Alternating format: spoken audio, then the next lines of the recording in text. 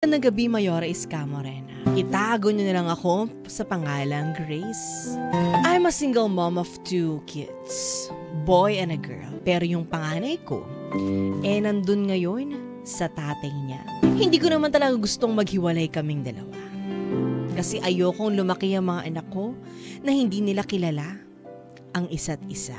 Nagbibigay naman siya ng sustento kada kinsenas sa isa naming anak na nandito sa akin. Pero hindi pa rin yun ang gusto ko. Ang gusto ko, kunin ko rin yung isa ko pang anak para naman magkasamang lumaki ang mga anak ko. Kasi Mayora Iska Morena, wala talagang balak na buuin ng ama nila ang pamilya namin. Yun bang nagmamakaawa na ako sa kanya na magsama kami ulit para sa mga bata. Pero ayaw na niya. Kesyo daw, marami naman daw paraan para magkita ang magkapatid. Ngayon Mayora Iska Morena, andun yung ex-live-in partner ko sa kanila. Kasi siya ang breadwinner, siya ang bumubuhay sa mga kapatid at magulang niya. 3 po sila magkakapatid at siya ang panganay. Umuwi rin ako dito sa amin sa Mindanao, kasama ang anak naming isa. Pinaintindi ko naman sa ex-live-in partner ko na I can wait until pwede na niyang kunin kaming lahat para magkasama-sama na kaming 4. Kung kailan pwede na, mag-aantay kami ng anak niya. Pero wala man lang siyang sinabi. Puro ignored lahat ng messages ko. Although nagre-reply naman siya kung abot sa mga bata or about sa mga bata. Pero kung tungkol sa aming dalawa, ayaw niya. Para bang ayaw niyang pag-usapan ang dati naming relasyon. Ang relasyon na gusto ko sanang maayos. Mayora Iska Morena, napagkasunduan lang naman namin before na uuwi muna kami sa aming mga magulang para makatipid sa gastusin. Hindi kasi namin kaya na bumukod. Nangungupahan lang at marami pa kaming bills na asikasuhin. At sumusuporta pa kami sa mga kamag-anak namin. Kaya Mayora Iska Morena, nag-decide ako na umuwi ng Mindanao. Bit-bit ang bunso naming anak. Para man lang makabawas sa gastusin ng asawa ko. Okay naman ang lahat hanggang sa sinabi niya sa akin na gusto na rin niyang umuwi sa probinsya nila. Actually, okay lang naman talaga. Kasi again, para makabawas sa gastusin namin pamilya. Until last year, February 2023, nag-chat ako sa kanya kung kailan niya kami kukunin mag-ina. Unfortunately, Mayora, ang naging sagot niya sa akin ay matagal na daw kaming tapos. At alam ko yun. Mayora Iska Morena, siya lang ang may alam doon.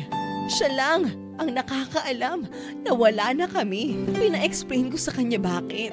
Saan ako nagkulang? Ang sabi niya sa akin, hindi na raw niya ako mahal. Grabe, gumuho yung mundo ko nung oras na yun. Sinabi niya sa akin na magsusustento na lang daw siya sa mga bata. At kung gusto kong makita ang isa kong anak, ay hindi naman daw niya itatago sa akin. Co-parenting ang gusto niya at wala akong magawa dahil siya na ang kusang bumitaw.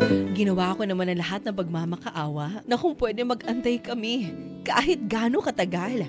Basta't babalik siya para mabuo ulit ang pamilya namin. Grabe Mayora Iska Morena. Yung pag-intindi ko sa kanya sa lahat ng bagay. Hindi ko maintindihan bakit ito yung ganti sa lahat ng pagmamahal na binigay ko. Bakit kusa na lang tinatapon ng pagsasama namin? Meron pa kaming 2 anak. Mayora, litong-lito po ako ngayon. Pagpasensyahan niyo na po ako kung medyo gulo ang pagkakakuwento ko ng heart story ko. Pero magulo na rin po kasi ang utak ko ngayon. Hindi ko na alam ang gagawin ko. 1 taon na'y lumipas. Simula na sinabi niya sa akin na wala na siyang pagmamahal sa akin. Kaya Greg, kung nakikinig ka man ngayon sa heart story ko, 1 taon mo nang piniling sirain ang binuo nating pamilya para lang matustusan mo ang pangangailangan ng pamilya mo dyan. Okay na okay naman sana sa akin yun eh. Kung bibigyan mo lang ako ng assurance sa babalik ka at mag-aantay ako. Pero wala kang sinabi sa akin, Greg. Wala kang sinabi. 1 taon na, pero yung sugat sa puso ko na iniwan mo, sariwang-sariwa pa. Wala akong gusto kundi makasama ka, mabuo ang pamilya ng 2 nating anak. Pero bakit? Bakit hindi mo ko kayang pagbigyan? Ayoko lumaki yung mga bata na broken family. Ayoko matulad sila sa akin na walang kinalakihang ama. Kasi Greg, gusto ko maging masaya. Tayong 2, tayong 4, kasama ng mga bata. Paano kita makakalimutan kung yung mukha mo ang nakikita ko sa anak natin? Sobrang mahal ko ang pamilya natin, pero parang wala na talagang pag-asa ang lahat. Mahal na mahal kita, Greg. At sana, alagaan mo ang sarili mo kahit hindi na ako. At pangako ko sa iyo, Greg, kahit anong mangyari, andito lang ako. Kahit anong mangyari, maghihintay ako. Ka-winner, napakinggan natin ang heart story ni Grace na kung saan nabigla na lang siya, nahiwalay na pala sila ng kanyang asawa.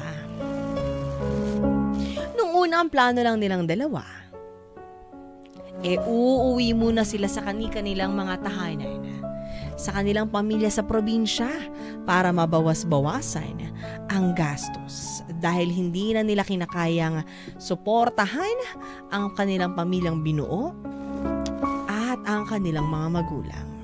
Pero lingid sa kaalaman ni Grace na ang pansamantalang paghihiwalay na ito ay siyang magigimit siya ng pagtatapos ng kanilang relasyon. Para sa akin, Grace, alam mo ang pinakamasakit na parte nitong nangyayari sa'yo ngayon ay hindi ang pag-iwan sa'yo ng asawa mo, kundi yung pagkapit mo sa ideya na baka sakali mabuo pa yung pamilya mo, na baka sakali magkaroon pa ng tatay ang mga anak mo. Grace, kahit bali-balik na rin natin ang mundo, may tatay naman sila. Ang nawala lang, Grace, ay ang partner mo. Alam mo, Grace, I'm very very sorry to tell you this, pero hindi sana aabot sa ganyan ang relasyon nyong 2. Kung natutunan nyo na ipaglaban ang pamilya nyo, kung natutunan nyo parehas mag-asawa na piliin ang pamilya nyo, bakit nga ba kayo nagkahiwalay ng partner mo? Kasi mas pinili nyo na mag-separate muna kayo na tinitirhan para makatulong sa mga pamilya nyo, which is very very wrong, mga ka-winner. The mere fact and the moment na nag-asawa ka, nagpakasal ka, nagkaroon ka ng pamilya, yun dapat ang priority mo, ang asawa mo at ang mga anak mo. Your extended family is not your obligation. Hindi mo responsibilidad na pakainin sila, na paaralin sila at ibigay ang mga pangangailangan nila. Hindi mo responsibilidad na magbayad ng mga bills nila. Alam niyo, mga ka-winner, kaya nagkakaroon ng pampamilyang problema. It's because masyado tayong close family ties. Meron namang consequences, meron namang pros ang pagiging close family ties. Doon muna tayo sa pros ng pagiging close sa immediate or sa extended family. Una-una dyan, you have your village. May mga tutulong sa'yo sa pagpapalaki ng anak mo. O di kaya naman, for example, you have to work. Wala kang mapag-iwanan ng anak mo.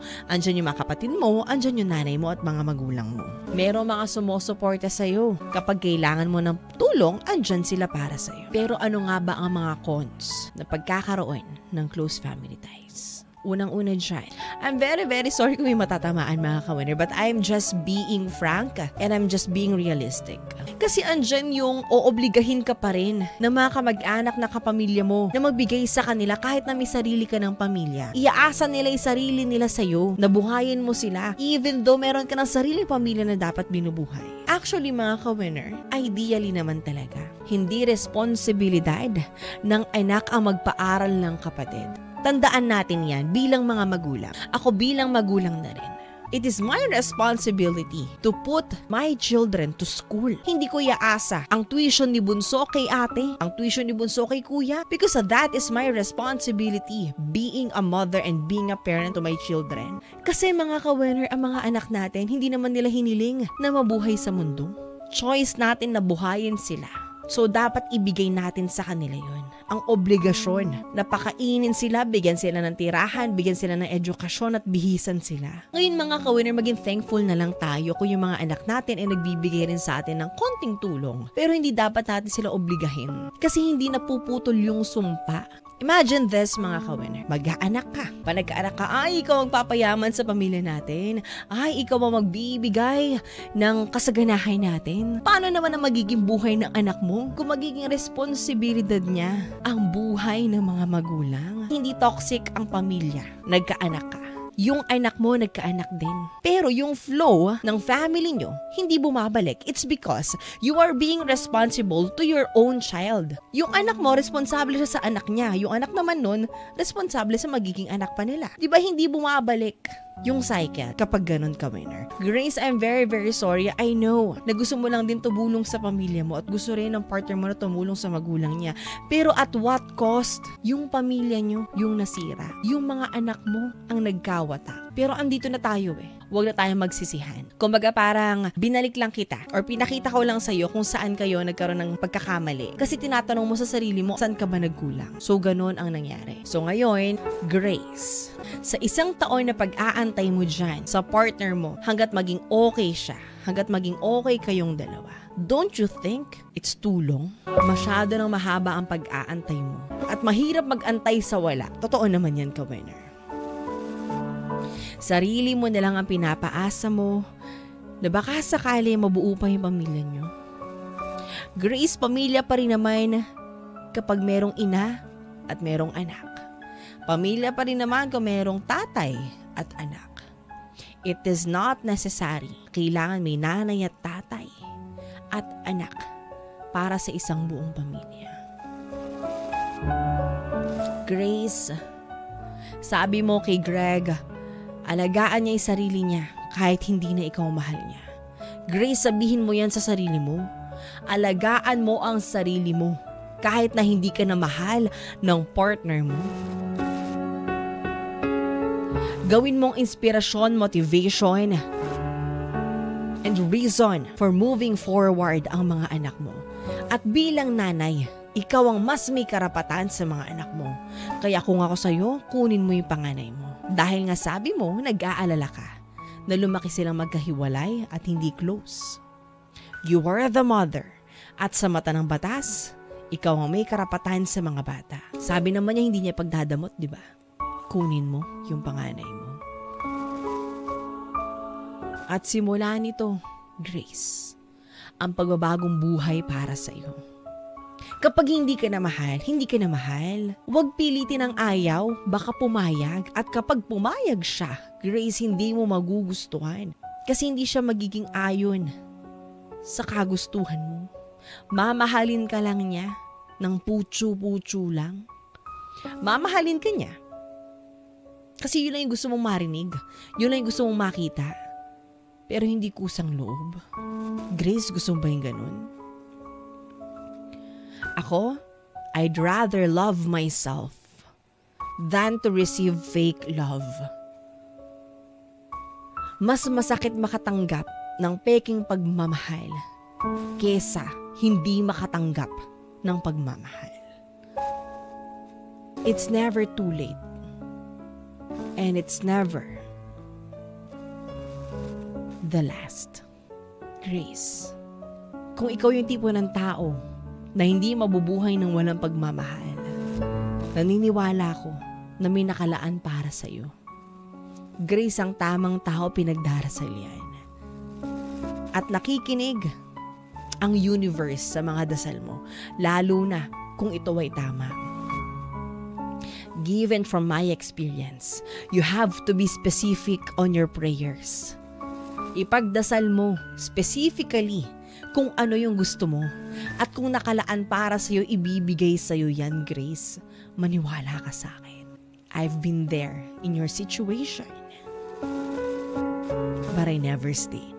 Sabi ni Gina ng Laguna, mas mabuti siguro, Grace, na gumawa ka na paraan na para may pagkakaabalahan ka. Maghanap ka ng trabaho, ituon mo na lang ang lahat sa anak mo. Mahirap kasi ang mag-antay nang wala ka namang inaantay. Mahirap magmahal nang hindi ka na minamahal. Sabi naman ni Nisa, never beg for love, Grace. Love yourself instead. Kasi ang tamang tao ay mag-i-stay at pipiliin ka. And be matured enough. Be wise to be a woman. Kunin mo ang anak mo sa asawa mo, sender. Ang anak ay anak kahit anong mangyari. Pero mag-move on ka na sa nararamdaman mo sa iyong live-in partner. I-let go mo na yan.